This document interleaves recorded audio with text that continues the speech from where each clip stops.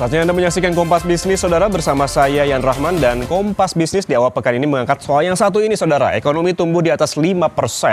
Ini asing mulai masuk ke pasar saham Indonesia, di mana pertumbuhan ekonomi Indonesia sebesar 5,29% secara tahunan pada kuartal 2 2026 ini tampaknya jadi sentimen positif di pasar saham Indonesia. Selain market yang ditutup hijau pada perdagangan pekan lalu, asing juga tercatat mulai masuk pasar saham Indonesia. Meski demikian, investor asing masih mencatatkan aksi jual bersih alias net sell di sejumlah saham berkapitalisasi besar atau big caps. Ini menandakan pelaku pasar masih mencermati kualitas dan juga keberlanjutan pertumbuhan ekonomi nasional dan pengaruh nyata pada ekonomi real di lapangan. Kita lihat dulu perkembangan pertumbuhan ekonomi di tahun 2026 di data berikut. Ya, Saudara, Badan Pusat Statistik ini mencatatkan pertumbuhan ekonomi Indonesia pada kuartal 2 tahun 2026 ini sebesar 5,29%. Namun kalau kita bandingkan pada kuartal pertama, ini lebih tinggi di 5,61%. Ini tetap tumbuh di kuartal 2 ini di 5,29, namun melambat dibandingkan kuartal pertama, Saudara. Ekonomi kuartal 2 ini dipengaruhi oleh tekanan global, terutama sejak meletusnya perang antara Amerika Serikat dan Iran. Hal ini mendorong lonjakan harga minyak dunia dan terganggunya rantai pasok dunia seiring ditutupnya Selat Hormuz.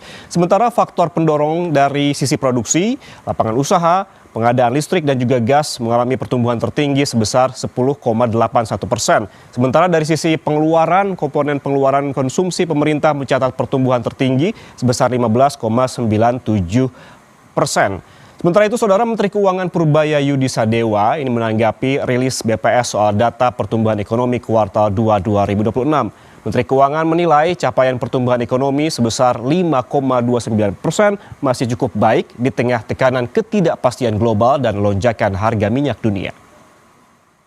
Melambat di tengah harga minyak dunia yang tinggi kan. Di Q2 kan sebetulnya harga impact dari global uncertainty yang maksimal di situ kan. April, Mei, Juni ketika harga minyak dunia tinggi dan lain-lain. Jelas ekspor segala macam terganggu kan, nggak optimal lah. Kita bisa tembus 5,29 itu udah cukup baik di tengah keadaan seperti itu.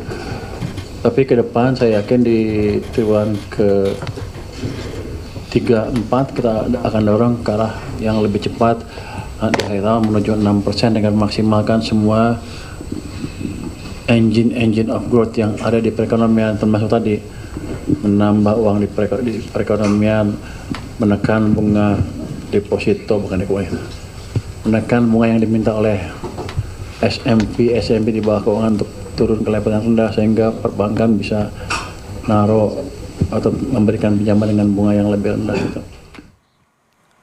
Sama halnya dengan Menteri Keuangan, Menko Perekonomian Erlangga Hartarto juga menilai pertumbuhan ekonomi pada triwulan kedua sebesar 5,29% sudah cukup baik, meskipun tidak ada momentum yang mendorong konsumsi masyarakat.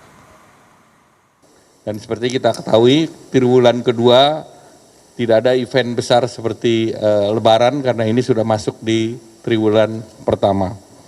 Jadi angka 5,29 ini angka yang cukup baik dan kita sepanjang satu semester ini kita tumbuh sebesar 5,45%. Dan tumbuh ini kita menjaga terhadap dijaganya 7 tahun pertumbuhan di atas 5%. Sehingga dengan pertumbuhan 5,45% sepanjang satu semester ini juga di antara negara lain termasuk di ASEAN itu salah satu yang top. Lalu dengan tumbuhnya ekonomi di kuartal 2 lebih dari 5%, apakah sudah menarik minat asing masuk ke pasar saham Indonesia? Kita lihat data, Saudara. Nah, ini dia, ini arus dana asing di tahun ini, tahun 2026, di mana apabila kita melihat tercatat pada 7 Agustus ini ada asing yang masuk ke pasar saham Indonesia sebesar 1,24 triliun. Tapi kalau kita melihat angkanya, ini terbilang cukup besar secara harian karena angka ini tercatat hanya 1 hari di tanggal 7 Agustus ataupun di perdagangan hari Jumat kemarin. Sementara selama sepekan ini masih tercatat outflow sebesar 791 miliar rupiah, dan secara tahunan ataupun secara year to date begitu maksud saya, dari Januari hingga ke bulan ini, tepatnya di perdagangan pekan lalu, ini yang keluar dari pasar saham Indonesia ini sebesar 72,53 triliun rupiah. Artinya jika kita melihat transaksi asing di perdagangan Jumat pekan lalu masih ada optimisme karena masuk di tanggal 7 Agustus di pasar saham Indonesia tepatnya, namun tampaknya pekerjaan rumah Indonesia untuk menarik minat asing masih sangat banyak, mengingat dari awal tahun dana asing yang keluar sangat besar sebesar 72,53 triliun rupiah. Masuknya asing ke pasar Indonesia apakah mengalir ke saham-saham berkapitalisasi besar? Kita lihat ke data berikutnya. Ya, ada yang masuk, ada juga yang keluar. Kalau kita melihat data berikut ini, ada sejumlah emiten berkapitalisasi besar begitu yang masuk terlebih dahulu. Saya perlihatkan untuk Anda, ini ada beberapa, ada Brand, ada juga Bank Rakyat Indonesia, ada juga Bank Mandiri. Di mana Brand mencatatkan inflow asing ini sebesar 23,2 miliar rupiah pada perdagangan satu hari di hari Jumat pekan lalu. Sementara BRI yang masuk asing sebesar 82,68 miliar rupiah. Sementara Bank Mandiri ada dana asing yang masuk pada satu hari Jumat pekan lalu di 43,48 miliar rupiah. Sementara BCA begitu tercatat ada net sell yang nominalnya cukup besar di 214,98 miliar rupiah. Sementara emiten-emiten lain juga ini mencatatkan net sell begitu ada di 67,3 miliar rupiah di Aman Mineral, sementara Telkom di 96,69 miliar rupiah, dan Astra Indonesia ini mencatatkan dana asing yang keluar juga di 24,78 miliar rupiah. Jadi angka-angka ini saudara mengartikan apa? Ini menunjukkan pelaku pasar belum sepenuhnya menjadikan data pertumbuhan ekonomi sebagai katalis utama investasi. Lalu bagaimana dengan kinerja IHSG? Kita lihat ke data berikutnya. Ya saudara, IHSG menguat pada perdagangan Jumat pekan lalu, melanjutkan tren positif meski pelaku pasar masih mencermati sejumlah sentimen global jelang penutupan pekan. Berdasarkan data dari Bursa Efek Indonesia, kita lihat pada penutupan perdagangan Jumat pekan lalu, di mana IHSG ini berada di level 6.406. Ini naik 1,04% atau naik 65,94 poin begitu. Apabila kita tarik lebih jauh lagi selama satu pekan, ini kita lihat bahwa di hari Senin IHSG masih berada di level 6.234, naik tipis di hari Selasa di 6.319, kemudian naik lagi saudara di 5 Agustus di 6.000 ataupun di level 6.351, turun sedikit di hari Kamis 6 Agustus di 6.343, dan naik di hari Jumat 7 Agustus di 6.409 atau secara seminggu ini naik sekitar 2,78%. Meski ditutup positif, pelaku pasar tetap mewaspadai sentimen dari Wall Street yang ditutup melemah pada perdagangan sebelumnya, dan pelemahan ini terjadi seiring penguatan indeks dolar Amerika Serikat dan kenaikan imbal hasil obligasi pemerintah Amerika Serikat. Sementara dari dalam negeri, selain rilis pertumbuhan ekonomi kuartal 2, perhatian investor juga tertuju pada rilis cadangan devisa Indonesia periode Juli 2026. Dan saudara, seberapa besar pengaruh rilis pertumbuhan ekonomi hingga cadangan devisa yang turun akan membayangi laju IHSG secara jangka pendek dan jangka panjang? Usai jeda, Kompas Bisnis akan membahasnya lebih lengkap untuk Anda.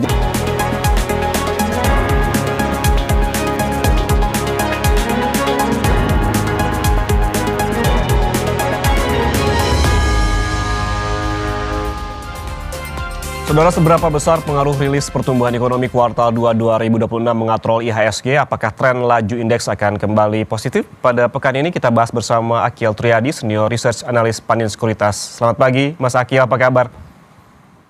Iya, selamat pagi Mas. Ya, alhamdulillah baik. Alhamdulillah. Mas Akhil, ini kan kita lihat ada rilis BPS soal pertumbuhan ekonomi kuartal 2 pada pekan lalu. Apakah ini jadi sentimen utama lajunya IHSG pada penutupan perdagangan Jumat lalu atau sebetulnya ada sentimen lain?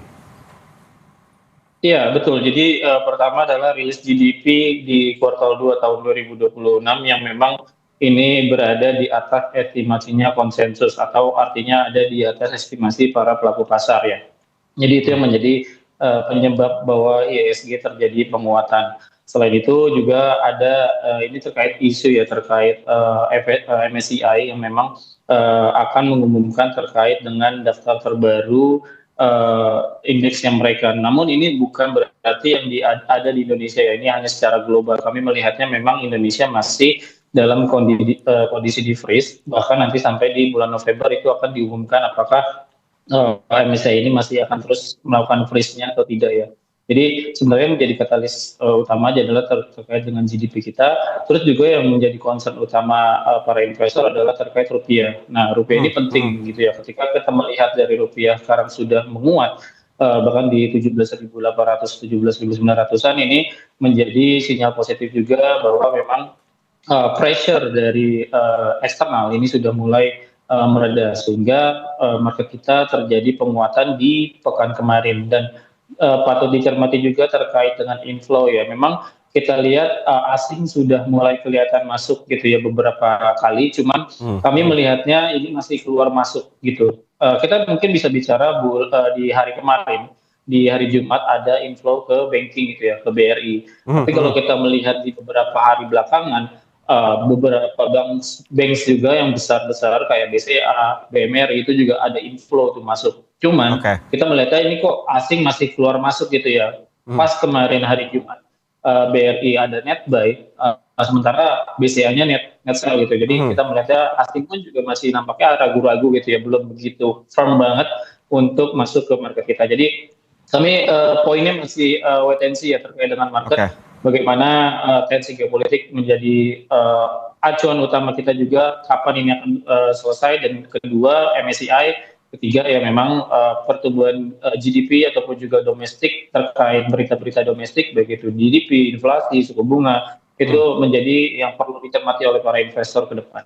Oke, sebelum kita membahas lebih jauh terkait dengan net buy dan juga net sell di setiap emiten termasuk big caps gitu seperti yang tadi saya bacakan, Mas Akil, kita bahas dulu secara global. Apa dinamika yang membayangi laju IHSG pekan ini? Kita ketahui ada penguatan indeks dolar dan juga ada kenaikan imbal hasil obligasi pemerintah Amerika Serikat. Seberapa besar ini akan berpengaruh termasuk ke laju IHSG paling tidak secara jangka pendek?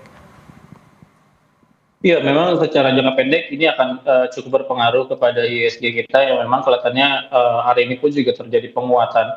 Dan memang kalau kita melihat ketika posisi di eksternal, di global gitu ya, terkait perang mereda, itu menjadi concern utama investor sebenarnya. Kalau perang ini terjadi mereda, ini akan membuat dari para investor happy gitu ya. Dan yang memang bisa dilihat adalah beberapa poinnya adalah terkait dengan harga minyak ya. Kalau harga minyaknya melemah, biasanya indikasinya memang dari perang itu mereda. Cuman kalau nanti harga minyaknya once ada kenaikan signifikan langsung ngejam gitu ya, itu artinya memang tensi kembali naik.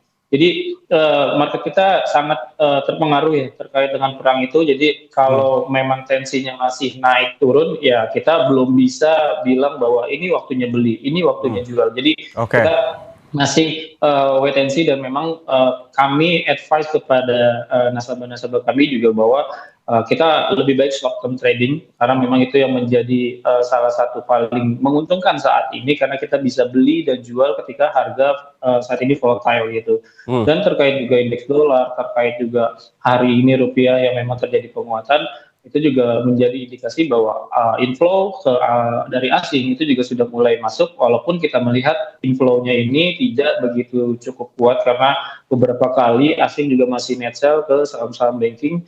Jadi mungkin mereka juga menggunakan metode yang sama ya dengan kondisi saat ini, ya kita gunakan short term trading gitu. Oke, ini kalau kita lihat juga Mas Akil, asing mulai masuk pada penutupan perdagangan Jumat pekan lalu di all market sebesar 1,24 triliun rupiah. Sementara kalau kita tarik lebih jauh selama sepekan ini justru net sell begitu sebesar 700 miliaran rupiah. Sebetulnya kalau melihat ini, apa pemicunya, apa yang dilihat asing selama sepekan terakhir? Ya, memang pertama kepastian terkait dengan MSCI itu juga menjadi salah satu pendorong. Kita kan juga waktu itu beberapa lembaga rating juga tone-nya lebih positif gitu ya untuk di kita stable gitu outlook-nya. Sementara ada beberapa lembaga rating lagi ataupun juga indeks kayak MSCI ataupun juga S&P dan lain-lain, kalau itu nanti posisinya kembali positif ataupun juga normalize, itu akan menjadi katalis positif kita nanti sampai dengan MSCI mengumumkan di bulan November. Kedua, memang dari sisi perbaikan market kita ya, kita tahu MSCI kan concernnya terkait dengan keterbukaan informasi, itu juga sudah dilakukan.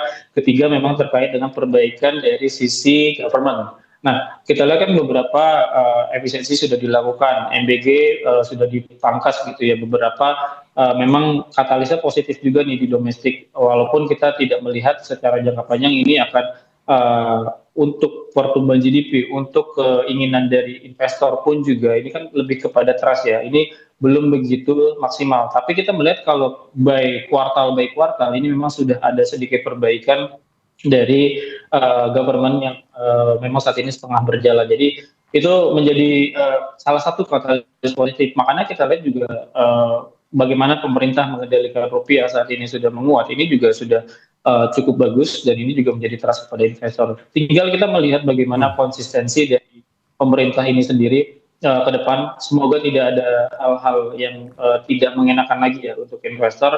Karena kita tiba-tiba kemarin ada DSI pada para pejabat ataupun juga pada pengusaha ya, pengusaha yang memang itu kan langsung shock gitu ya, wah ada apa lagi di DSI, wah ada apa lagi kenaikan biaya impor, biaya ekspornya mereka ini. Nah jadi itu yang menjadi gangguan juga ya kepada siklus ataupun juga siklus investasi di Indonesia. Jadi kami sih berharapnya memang dengan adanya perbaikan dari sistem government ini juga akan posisinya juga akan positif pelaku industri ataupun juga pelaku investor. Oke, ada konsistensi pemerintah dan juga kepastian di pemerintah termasuk penguatan rupiah yang turut menjadi bahan pertimbangan dari investor asing untuk memasukkan uangnya ataupun dananya ke pasar saham Indonesia.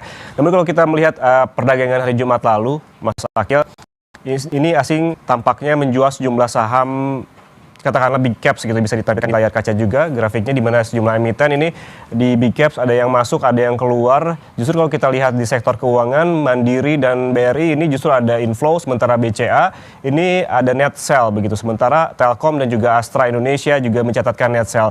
Mengapa ada perbedaan meskipun dalam satu sektor, Mas Akil?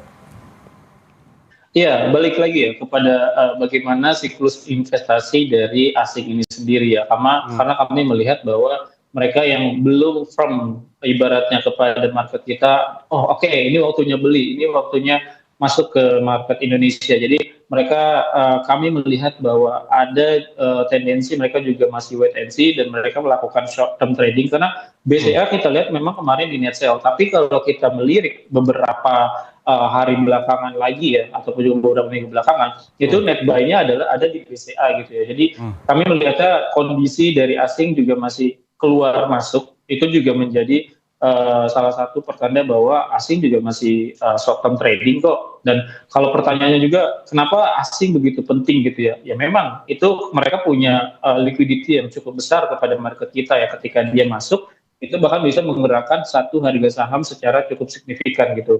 Bahkan kalau kita lihat kemarin kayak saham-saham yang ada konglo ya, misalnya kayak DCSA, Brand atau BRPT gitu, dia masuk sebagai paling top tiernya net buy dari asing, itu kenaikan harga sahamnya cukup signifikan dan biasanya akan diikuti oleh retail-retail dari domestik. Nah, jadi kita melihat memang asing punya peranan penting terkait dengan market kita ya. Dan kalau kita bicara secara year to date dari Januari sampai dengan saat ini, asing itu masih net sell bahkan sekitar 70 triliun. Ini lebih besar dibandingkan net sell pada 2020 lalu pas lagi COVID. Itu kalau nggak salah 2020 sekitar 40-an triliun. Jadi kalau kita bicara net sell asing ini udah gede banget nih, sekarang udah 70-an triliun. Artinya mungkin secara downside risk, artinya untuk ISG turun lagi, probabilitasnya masih cukup kecil ya. Tapi balik lagi kita melihat bahwa faktor dari MSCI, faktor dari ketegangan geopolitik itu masih jadi salah satu concern. Jadi artinya apa? 2026 ini sekitar 70-an T itu lebih besar dibandingkan 2020. Apakah artinya 2026 ini marketnya lebih jelek gitu ya? Enggak juga. Ternyata memang kalau kita membedah lagi gitu ya, banyak investor-investor sekarang masih dominasinya adalah di domestik. Jadi banyaknya pertambahan dari jumlah investor di Indonesia, terutama untuk di retail, itu menjadi katalis positif juga ya. Jadi pun kita tidak terlalu bergantung dengan asing saat ini, tapi secara data asing masih cukup berkontribusi untuk market kita agar lebih menarik seperti itu, Mas ya. Oke, jadi penambahan retail ini menjadi katalis positif di pasar saham Indonesia. Lalu pertanyaan selanjutnya Mas Akil, ke depan momentum apa saja yang harus diantisipasi oleh investor termasuk retail, mengingat juga pada akhir pekan nanti akan ada pidato presiden dan juga pembacaan nota keuangan? Ya, ini memang yang menjadi banyak ya dari para investor retail bilang bahwa ketika ada pidato presiden ini cukup mengkhawatirkan ya untuk ISG kita. Dan kalau kita melihat bahwa itu beberapa scenes ya itu memang terjadi gitu ya, bahwa ketika ada pidato marketnya memang cenderung agak lebih goyang gitu ya, karena memang khawatir dari pernyataannya akan ada menimbulkan beberapa kebijakan ataupun juga kepada industri ya. Ini akan kurang positif gitu. Namun kita melihatnya memang secara global ataupun juga secara luas gitu kita melihatnya bahwa yang menjadi cernaan oleh investor adalah ini kapan selesai perangnya gitu ya. Terus juga terkait dengan MSCI ini kapan sih kita dibuka lagi. Dia pengen tahu nih, investor pengen tahu dari indeks MSCI ini setelah nanti dibuka freeze-nya saham-saham apa lagi nih yang akan dimasukkan ke dalam indeks MSCI. Karena kan kita tahu beberapa yang sudah masuk HSC, High Concentration List dari Bursa Efek, itu sudah dikeluarkan gitu ya dari MSCI. Berarti kan harusnya ada penggantinya gitu ya. Dan ini memang yang masih dicari-cari oleh investor. Saham apa ya kira-kira yang masuk ke MSCI itu akan diambil peluangnya oleh para investor. Jadi beberapa saham kayak misalnya kemarin ada dari Cuan, dari Desa naik gitu ya. Mungkin juga itu akan menjadi spekulasi daripada investor. Jadi kita melihat sentimennya secara short term kita melihat sampai November. Jadi kita bikin time frame-nya sampai November. Apa yang akan terjadi? Pertama pasti geopolitik itu juga masih menjadi yang harus dicermati dalam-dalam oleh investor. Gampangnya adalah kita lihat aja harga minyak ya. Jadi ketika harga minyak naik, oh berarti tensinya lagi naik nih, kita tinggal cari beritanya gitu ya. Terus kalau harga minyaknya turun ataupun juga landai, wah ternyata mulai mereda nih. Ini adalah salah satu cara bagaimana kita untuk bisa coba masuk pelan-pelan dengan secara short term ya. Kembali lagi bukan untuk yang jangka panjang karena finalnya kami melihat masih nanti di bulan November gitu ketika kita apakah akan dibuka ataupun juga akan masih di freeze dari MSCI. Karena kalau sudah dibuka gitu freeze-nya, ini adalah momentum yang cukup baik untuk kita coba hold dulu dari saham yang kita punya. Jadi itu yang menjadi katalis saya. Terutama tadi posisi di poin ketiga terkait dengan government, ini juga kita lihat sebenarnya tone-nya tidak begitu yang buruk-buruk banget ya, karena beberapa sentimen ataupun juga beberapa kebijakan sudah dikeluarkan oleh pemerintah yang memang ini sudah ternormalize gitu ya. Dan daripada investor ini juga sudah melihat, oh ini sudah paham gitu arah kebijakannya mau kemana, tinggal pengimplementasiannya. Yang memang ini banyak juga perdebatan terkait dengan bagaimana pengimplementasian dari kebijakan-kebijakan yang dilakukan oleh pemerintah, itu apakah nanti akan positif atau negatif ya. Padahal secara konsepnya itu bagus banget gitu ya, sebenarnya maksud dan tujuan. Cuman secara implementasi masih perlu diperhatikan. Jadi kami melihat sentimen secara jangka pendek, entah itu sampai nanti akhir tahun 2026, itu masih mix gitu ya, masih ada akan naik turunnya karena kita masih terpengaruh juga terkait dengan investor asing, nilai tukar dan juga bagaimana posisi tensi geopolitik itu akan mendorong dari juga inflasi dan bahkan nanti ujungnya nanti ke suku bunga kita apakah akan tetap stay di angka sekarang, which is ini cukup tinggi suku bunga saat ini karena emiten-emiten yang memang ada impact kepada suku bunga sangat terdampak ya. Contohnya properti, kita lihat properti harga sahamnya hampir turun semua gitu ya, karena suku bunga tinggi sedikit gitu ya, yang memang akan membeli dari hunian-hunian melalui KPR. Jadi itu sangat berpengaruh ya, bagaimana sentimen global dan juga sentimen dari domestik. Oke, banyak sekali yang perlu diantisipasi dan diperhatikan oleh investor. Ada katalis dari domestik maupun secara global, termasuk yang harus diperhatikan MSCI yang masih memfreeze dan kemungkinan akan juga merilis nanti, mengumumkan pada November nanti. Baik, terima kasih Akil Triyadi, Senior Research Analis Pandin Sekuritas atas penjelasannya bersama kami di Kompas Bisnis.